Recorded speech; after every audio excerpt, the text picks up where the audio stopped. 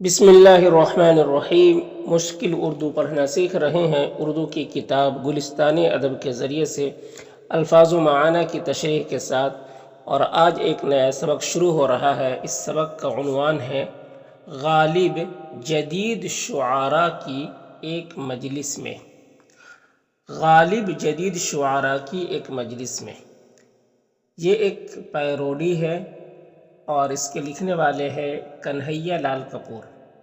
تو پیروڈی کیا کسے کہتے ہیں یہ پیچھے پڑھ چکے ہیں، اور کنہیا لال کپور کا تعارف، اس کا انٹروڈکشن بھی پڑھ چکے ہیں۔ تو دیکھیے، غالب یہ ایک شاعر ہے، مرزا غالب۔ تو یہ مرزا غالب ایک شاعر ہے، انہی کے بارے میں کہہ رہے ہیں کہ غالب جدید شعراء، جدید نیا کو کہتے ہیں شعراء، شعر کی جمع ہے، شاعر کی جمع ہے شعراء، یعنی نئے شعراء کی ایک مجلس میں۔ تو یہ ایک پیروڈی ہے، کنہیا لال کپور نے یہ اس کو اپنے طرف سے لکھا ہے، ٹھیک ہے۔ بہت سارے شعراء ہیں، ان کے اشعار کو، ان کے اشعار پر جو ہے انہوں نے ان کے اشعار کو اپنے انداز میں، مزاحیہ انداز میں، اور ایک خیالی ہے یہ چیز، یہ کوئی حقیقت نہیں ہے، ٹھیک ہے۔ یہ ایک خیالی اس میں کہانی گڑھی گئی ہے، ایک خیالی کہانی ہے، بات چیت ہے، تو اس چیز کو بیان کیا گیا ہے۔ تو دیکھیں، غالب جدید شعراء کی ایک مجلس میں، ٹھیک ہے۔ جب غالب کا انتقال ہو گیا تو ان کو جو ہے آج کے جو نئے نئے شعراء ہیں ان کی مجلس میں ان کو بیٹھایا گیا، اور ان سے بات چیت ہوئی، مزاحیہ باتیں ہوئی، اس چیز کو بیان کیا ہے کنہیا لال کپور نے۔ تو یہ خیالی چیزیں ہیں، حقیقت نہیں ہے، ٹھیک ہے۔ دیکھیے، غالب جدید شعراء کی ایک مجلس میں، دور جدید کے شعراء کی ایک مجلس میں مرزا غالب کا انتظار کیا جا رہا ہے۔ دور جدید یعنی نئے زمانے کے شعراء کی ایک مجلس میں مرزا غالب کا انتظار کیا جا رہا ہے۔ اس مجلس میں تقریباً تمام جلیل القدر شعراء تشریف فرما ہیں۔ اس مجلس میں، مجلس یعنی میٹنگ میں، اس مجلس میں تقریباً یعنی قریب تمام جلیل القدر یعنی جن کا ایک عزت و مقام ہے، جو قابل احترام شعراء ہے نا، بڑے جلیل القدر جو شعراء ہے، عزت والے، بڑے مقام والے، تو تمام جلیل القدر شعراء تشریف فرما ہے، یعنی بڑے بڑے شعراء تشریف فرما ہے۔ مثلاً یعنی مثال کے طور پر، میم نون ارشد، ہیرا جی، ڈاکٹر قربان حسین خالص، میاں رقیق احمد خوگر، راجہ مہر علی خان، پروفیسر غیث احمد غیث، بکرما جیت ورما، عبدالحی نگاہ، وغیرہ وغیرہ۔ مثلاً یعنی یہ سارے شعراء کا جو نام بھی انہوں نے اپنے طرف سے گڑھا ہے، یہ کوئی شعراء ان نام کے نہیں ہیں، اپنے طرف سے سارے نام انہوں نے گڑھے ہیں۔ مثلاً میم نون ارشد، ٹھیک ہے، اس طریقے سے انہوں نے یہ نام بنایا ہے۔ میم نون ارشد، ہیرا جی، ڈاکٹر قربان حسین خالص، میاں رقیق احمد خوگر، راجہ مہر علی خان، پروفیسر غیث احمد غیث، بکرما جیت ورما، عبدالحی نگاہ، وغیرہ وغیرہ۔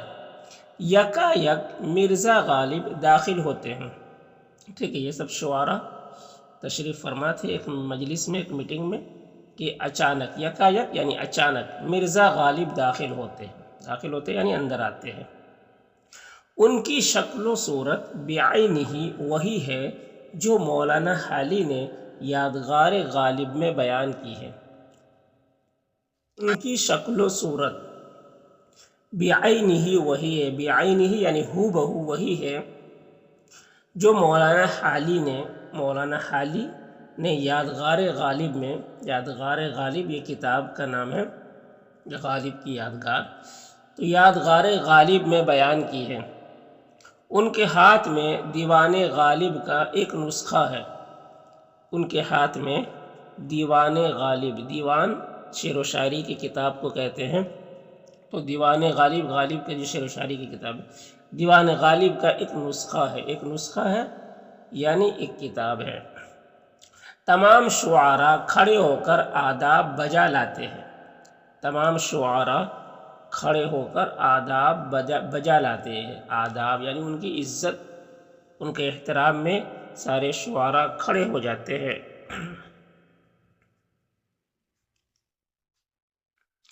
دیکھیے غالب، غالب کہہ رہے حضرات میں آپ کا نہایت شکر گزار ہوں۔ حضرات میں آپ کا نہایت شکر گزار ہوں، نہایت یعنی بہت زیادہ شکر گزار ہوں کہ آپ نے مجھے جنت میں دعوت نامہ بھیجا، کہ آپ نے مجھے جنت میں دعوت نامہ بھیجا۔ جنت میں یعنی وہ ان کا انتقال ہو گیا ہے اور وہ اپنے یہ مطلب خیال کر رہے ہیں کہ وہ جنت میں چلے گئے، اور جنت سے میں ان کو دعوت نامہ دے کر ان کو بلایا گیا اس مجلس میں، ٹھیک ہے، کہ آپ نے مجھے جنت میں دعوت نامہ بھیجا۔ دعوت نامہ یعنی انویٹیشن، آپ نے مجھے جنت میں دعوت نامہ بھیجا ہے اور اس مجلس میں مدعو کیا، اور اس مجلس میں مدعو کیا یعنی بلایا۔ میری مدت سے آرزو تھی، میری مدت سے یعنی ایک زمانہ سے آرزو تھی یعنی خواہش تھی کہ دور جدید کے شعراء سے شرف نیاز حاصل کرو، کہ دور جدید کے شعراء سے شرف نیاز حاصل کرو۔ شرف نیاز یعنی ان کی خدمت میں حاضر ہوں، حاضر ہونے کی خواہش، یہ تمنا تھی کہ اسے شرف نیاز حاصل کروں۔ ایک شاعر، بہت سارے شعراء وہاں پر بیٹھے تھے مجلس میں، تو ایک شاعر انہوں نے کیا کہا، یہ آپ کی ذرہ نوازی ہے وگرنہ، یہ آپ کی ذرہ نوازی ہے یعنی یہ آپ کی مہربانی ہے، وگرنہ، وگرنہ یعنی ورنہ، وگرنہ یعنی ورنہ، یہ آپ کی ذرہ نوازی ہے، وگرنہ وہ آئیں گھر میں ہمارے خدا کی قدرت ہے، وہ آئیں گھر میں ہمارے خدا کی قدرت ہے، کبھی ہم ان کو کبھی ہم ان کو کبھی اپنے گھر کو دیکھتے ہیں، کبھی ہم ان کو کبھی اپنے گھر کو دیکھتے ہیں۔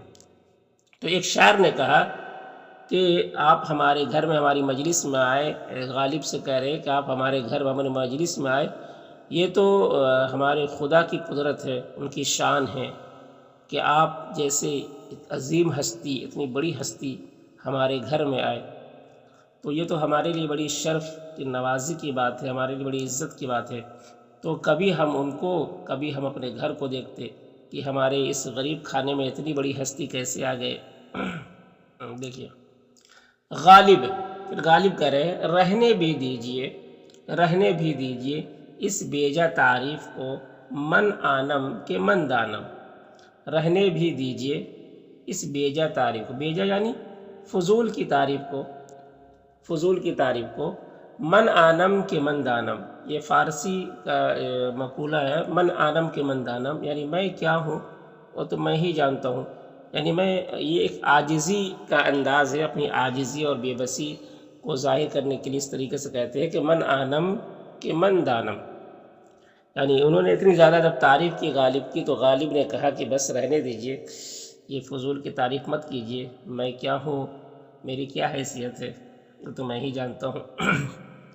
دوسرا شاعر کہتا ہے تشریف رکھیے گا، تشریف رکھیے گا، کہیے جنت میں خوب گزرتی ہے، کہیے جنت میں خوب گزرتی یعنی جنت میں تو بہت اچھی زندگی بسر ہوتی ہے،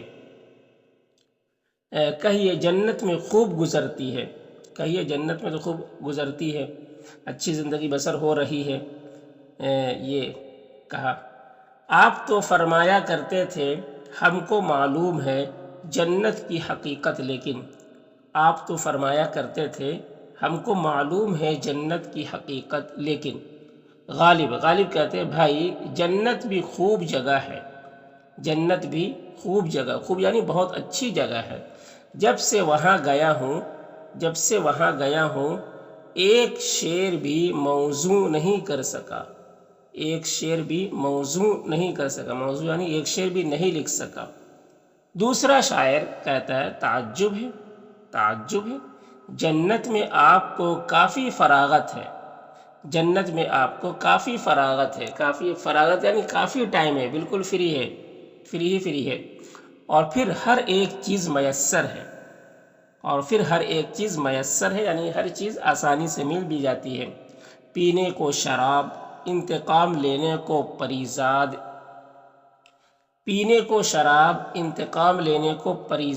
انتقام بدلہ لینے کو پریزاد یعنی پری کا بچہ، یعنی حسین و جمیل خوبصورت پری کہہ لیجئے یا حور کہہ لیجئے۔ اور اس پر یہ فکر کوسوں دور کہ آپ کا بندہ اور پھروں ننگا، آپ کا نوکر اور کھاؤں ادھار، ہے نا۔ یعنی یہ کہہ رہے کہ یہ آپ کیسی بات کر رہے ہیں، جنت میں تو ہر کچھ ہے، وہاں تو عیش کی جگہ ہے، یہ آپ کیسی باتیں کہہ رہے ہیں۔ اور اس پر یہ فکر کوسوں دور کہ آپ کا بندہ اور پھروں ننگا، آپ کا نوکر اور کھاؤں ادھار، یعنی وہاں پر اللہ کے سب مہمان ہوں گے جنت میں، تو وہاں پر تو ایسا کیسے کہ آپ اللہ کے مہمان ہونے کے باوجود ننگا پھرے اور اللہ کا غلام ہونے کے بعد ادھار کھائے، تو یہ تو عجیب سی بات آپ کہہ رہے ہیں۔ باوجود اس کے آپ کچھ لکھ۔ تیسرا شاعر کہہ رہا ہے بات کاٹ کر سنائیے اقبال کا کیا حال ہے، یعنی اقبال بھی ان کا بھی انتقال ہو گیا ہے، تو ان کا کیا حال ہے، وہ کیا کر رہے ہیں وہاں عالم ارواح میں، جنت میں ہے یا دوزخ میں ہے، کہاں ہے، کیا ان کا حال چال ہے، کہہ رہے سنائیے اقبال کا کیا حال ہے۔ غالب کہہ رہے وہی جو اس دنیا میں تھا، دن رات خدا سے لڑنا جھگڑنا وہی پرانی بحث، یعنی انہوں نے اللہ کے اوپر بھی جو اس طریقے سے انہوں نے باتیں جیسے شکوہ انہوں نے لکھا ہے نظم میں، تو اسی کی طرف اشارہ ہے کہ شکوہ میں انہوں نے اللہ تعالیٰ سے ایسے شکایتیں کی کہ بہت سارے علماء نے ان پر کفر کا فتویٰ لگا دیا تھا، تو وہی کی طرف اشارہ کر رہے ہیں۔ مجھے فکر جہاں کیوں ہو جہاں تیرا ہے یا میرا، مجھے فکر جہاں کیوں ہو، یعنی دنیا کی فکر مجھے کیوں ہو، جہاں تیرا ہے یا میرا، یعنی دنیا تیرا ہے یا میرا۔ پہلا شاعر میرے خیال میں وقت کافی ہو گیا ہے، اب مجلس کی کارروائی شروع کرنی چاہیے، یعنی اب مجلس شروع کرنی چاہیے۔ دوسرا شاعر میں کرسی صدارت کے لیے جناب میم نون ارشد کا نام تجویز کرتا ہوں، میں کرسی صدارت یعنی اس مجلس کی صدارت کے لیے، کرسی صدارت کے لیے جناب میم نون ارشد کا نام تجویز کرتا ہوں، یعنی میں ان کو سلیکٹ کرتا ہوں، ان کو منتخب کرتا ہوں۔ تیسرا شاعر اور میں تائید کرتا ہوں، یعنی میں بھی کہتا ہوں کہ صحیح ہے میم نون ارشد کو ہی صدر بنایا جائے، اور میں تائید کرتا ہوں۔ ارشد صاحب کرسی صدارت پر بیٹھنے سے پہلے حاضرین مجلس کا شکریہ ادا کرتے ہیں، ارشد صاحب کرسی صدارت پر بیٹھنے سے پہلے حاضرین مجلس کا شکریہ ادا کرتے ہیں۔ میم نون ارشد میرے خیال میں ابتدا مرزا کے کلام سے ہونی چاہیے، میرے خیال میں ابتدا یعنی شروعات مرزا کے کلام سے ہونی چاہیے۔ میں نہایت ادب سے مرزا موصوف سے درخواست کرتا ہوں کہ اپنا کلام پڑھیں، میں نہایت ادب سے مرزا موصوف یعنی جس کی صفت بیان کی جائے، جس کی خوبی بیان کی جائے، تو یہ ان سے مراد کون ہے؟ مرزا غالب، ٹھیک ہے۔ تو یہ ایک کہنے کا طریقہ ہوتا ہے، اس طریقے سے بولتے ہیں کہ موصوف، میں موصوف کو دعوت دیتا ہوں کہ وہ آئے، یعنی ان کے پہلے تعریف کرتے ہیں، تعریف کرنے کے بعد پھر بولتے ہیں موصوف، یعنی جن کی یہ ساری تعریفیں کی گئی ان کو، تو موصوف یعنی جن کی تعریف کی جائے۔ میں نہایت ادب سے مرزا موصوف سے درخواست کرتا ہوں کہ اپنا کلام پڑھے۔ غالب بھائی، جب ہمارے سامنے شمع لائی جائے گی تو ہم بھی کچھ پڑھ کر سنا دیں گے۔ بھائی، جب ہمارے سامنے شمع یعنی چراغ لائی جائے گی تو ہم بھی کچھ پڑھ کر سنا دیں گے۔ یہ پہلے کا طریقہ تھا، وہ بتا رہے ہیں۔ پہلے لائٹ نہیں ہوا کرتی تھی، شمع ہوا کرتی تھی، تو شمع کی روشنی میں پڑھا کرتے تھے، تو وہ چیز۔ میم نون ارشد کرے، معاف کیجیے گا مرزا، اس مجلس میں شمع وغیرہ کسی کے سامنے نہیں لائی جائے گی۔ مرزا، اس مجلس میں شمع وغیرہ کسی کے سامنے نہیں لائی جائے گی۔ شمع کے بجائے یہاں 50 کینڈل پاور کا لیمپ ہے۔ شمع کے بجائے یہاں 50 کینڈل پاور کا لیمپ ہے، یعنی یہاں پر جو لیمپ، یہاں پر جو بلب لگا ہوا ہے وہ 50 کینڈل کے برابر اس میں پاور ہے۔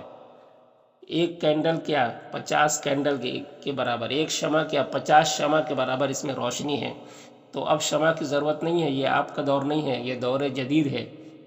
کینڈل پاور کا لیمپ ہے، اس کی روشنی میں ہر ایک شاعر اپنا کلام پڑھے گا، اس کی روشنی میں ہر ایک شاعر اپنا کلام پڑھے گا۔ غالب، بہت اچھا صاحب، تو غزل سنیے گا، بہت اچھا صاحب تو غزل سنیے گا۔ آج یہیں تک رہنے دیتے ہیں۔